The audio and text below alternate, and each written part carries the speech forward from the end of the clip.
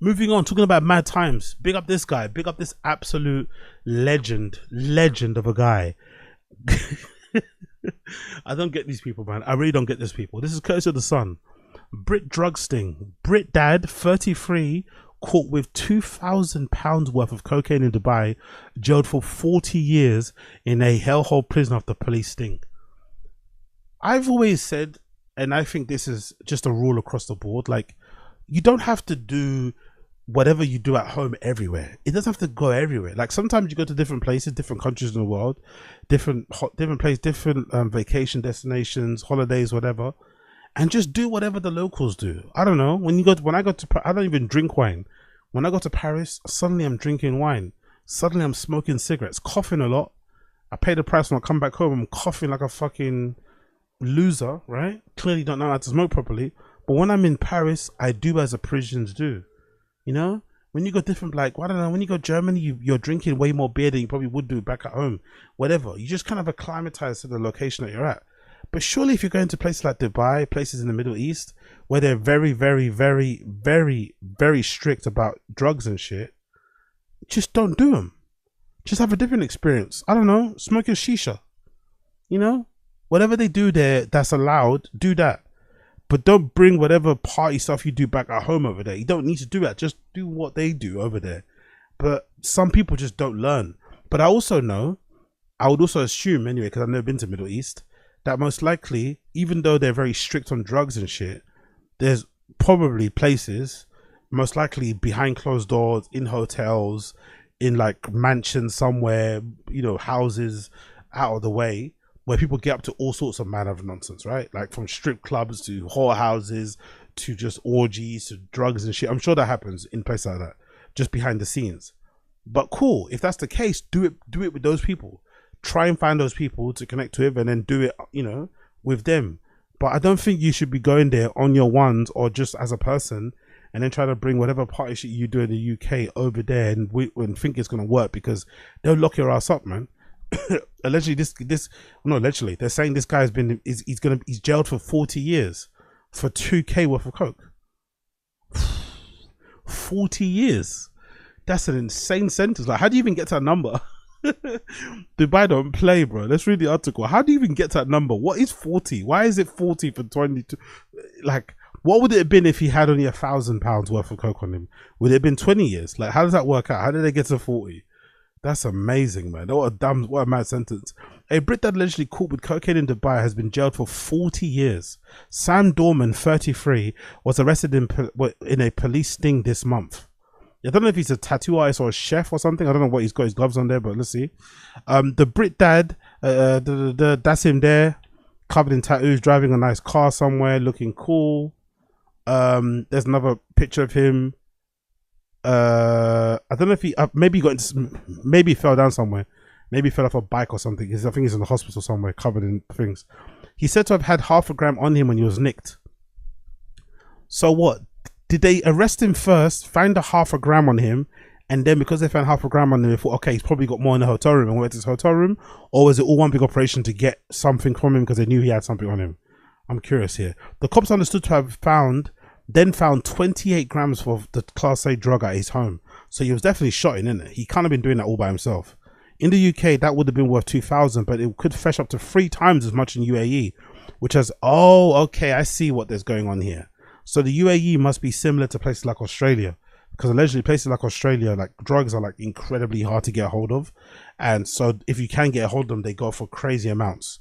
So like, I don't know, 3 times whatever you pay for a gram of whatever drug, it goes for there in Australia. So I'd imagine in places like Dubai, if you can get a hold of the stuff, you can sell it for crazy amounts. So whatever is worth 2 grand might go into like being worth 20 grand, you know, because it's so hard to get a hold of.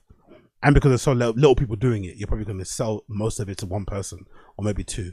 The dad of one, Dorman, a barber and a tattoo artist originally from Gosop in Derbies, was arrested last week and jailed for 40 years on Monday. God almighty. 40 years is insane. And you know what's insane about the sentence?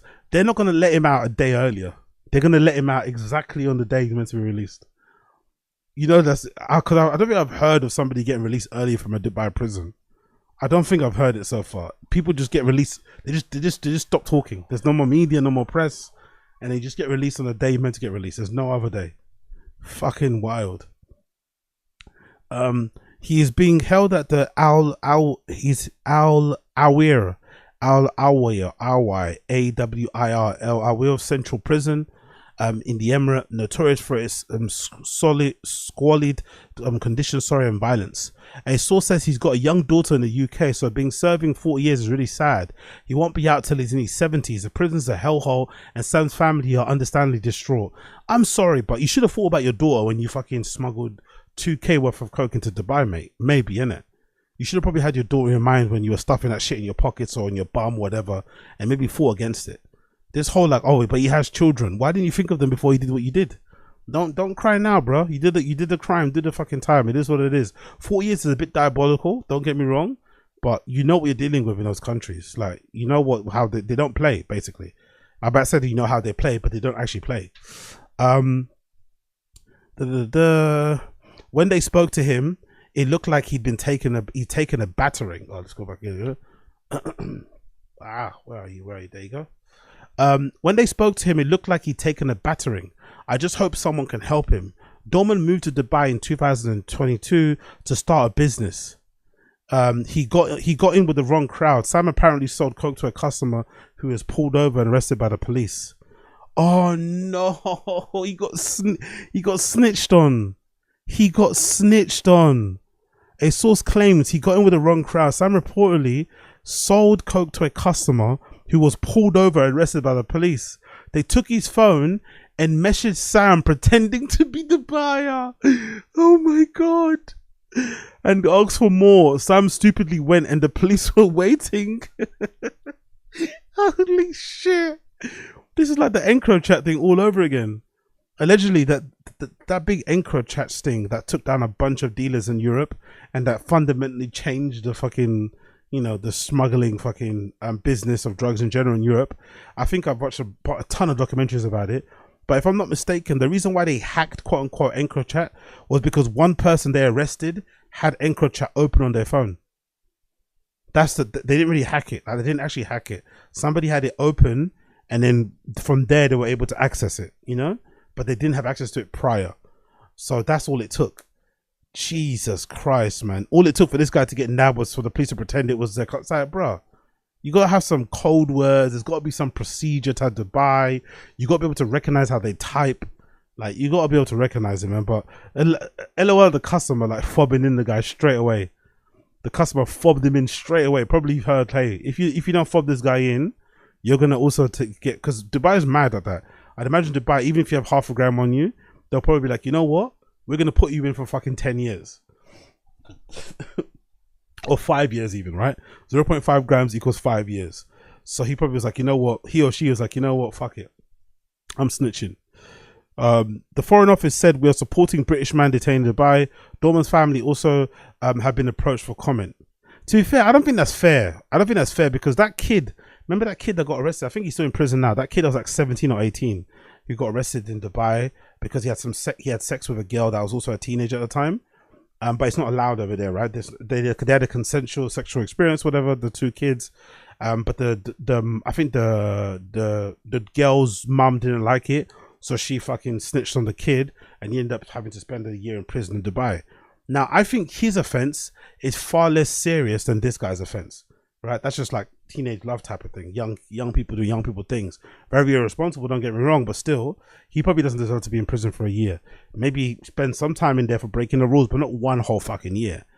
But if this guy gets out before that kid, that's out of order. Because you were shotting. You were shotting over there and you thought shit was sweet and it wasn't after a while. It is what it is and you got caught. I don't think that should be grounds for him to get early release because he's a British man who has a child. But, sometimes when your face fits, your face fits. And I think that's it, right? Comment-wise, yeah. Jesus Christ, man. Honestly. I really don't get people. Like I said, I really don't understand people who try to take all their fun that they do at home overseas. I think it's really important. Like, when last time I went to Southeast Asia was like Bali many years ago.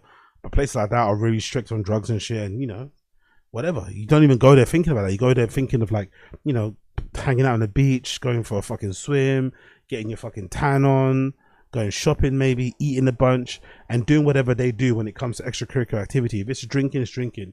If it's smoking weed, it's smoking weed. Whatever they do at that, you do that. But there's no like focus on like, oh, I gotta make a party out of it. Like, not everywhere has to be a party or a rave. You don't have to go to, and not every location you have to go to, you have to fucking get on it. It's not necessary. And this guy's paying a big price for it. But honestly, going to Dubai to start a business and then ending up being shot in is great. Hopefully he was doing it at home. That's the real loser bit will be if he's just started shotting when he went there. Hopefully he was shotting when he was back home. Hopefully that was something he did on the side, you know, whatever, or he maybe was a big trapper back home. But if he went over there to start a legitimate business and then started shotting, that's some loser shit. In your like mid-30s, you suddenly become a drug dealer. Like, come on, man. People gotta grow up, man. People gotta grow up. But yeah, free him, I guess. Free him. He's not gonna get free anytime soon. Mr. Sam Dorman, free him, but he's not gonna be free anytime soon. Dubai don't play with their fucking sentencing anyway. If they say 40 years, it's 40 years, you know? So he's gonna be in there for fucking 40 years. But hold your head up, guy. Hold your head up.